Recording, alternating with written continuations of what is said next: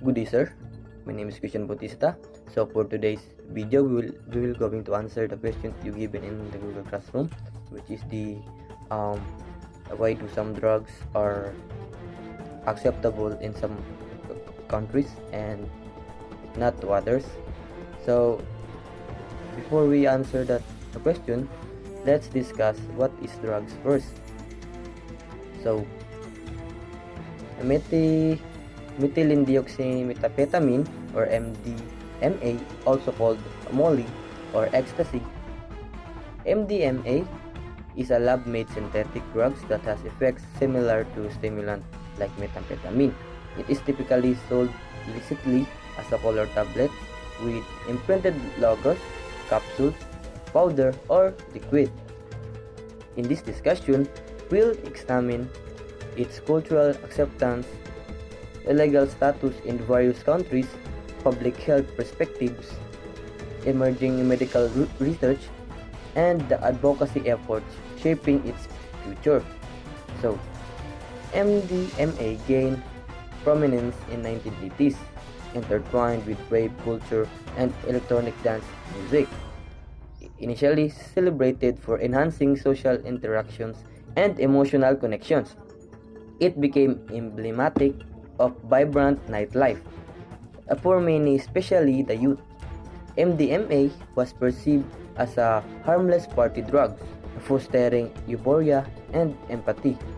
However, this perception shifted dramatically with increasing concerns over health risks and substance abuse, leading to stringent regulations.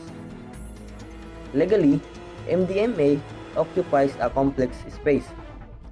In the US, it's classified as a schedule, a substance, meaning it's considered to a high potential for abuse and no accepted medical use. This status results in severe penalties for possession and distribution. However, perspectives vary globally. Countries like Canada and several Europe are considering their regulation, striving for a more balanced approach. The acceptance of certain drugs, especially LSD, across different countries. Why it is in some places, LSD is considered a tool for exploration and therapy, while in others, it deems dangerous and illegal. Today, we'll unpack this question, examining the cultural and legal and historical context that shapes the attitudes towards LSD. We'll also look closely at the situation in the Philippines where the views on drugs can be particularly strict. Let's get started. So, what is LSD? First, let's talk about what is LSD. LSD is lysergic acid. Detalamide is a power hallucinogenic drug that alters perception, mood, and cognitive process. It was first synthesized in the 1930s but gained popularity in the 1960s, particularly with the counterculture movement. People who used LSD often report experiencing vivid visual hallucination, changing in the perception, and heightened sense of awareness. For some, these effects can lead to profound personal insights or spiritual experiences, but for others, can trigger anxiety, paranoia, or what known as a bad trip. Unpredictability of its effects makes LSD a subject of much debate, especially concerning its safety and potential for abuse. Cultural context and drugs acceptance. The acceptance of LSD varies widely from one country to another, influenced by culture, beliefs, historical context, and social norms. In the United States, for instance, LSD becomes popular during the 1960s, associated with movement advocating for peace, love, and self-exploration. It was seen as a way to expand consciousness and challenge societal norms. However, as reports of negative effect and incidents related to LSD use emerged to government crackdown, leading to its classification as a Schedule A eye drug under the Controlled Substance Act of 1970. This classification means that LSD considered to have a high potential for abuse, no accepted medical use.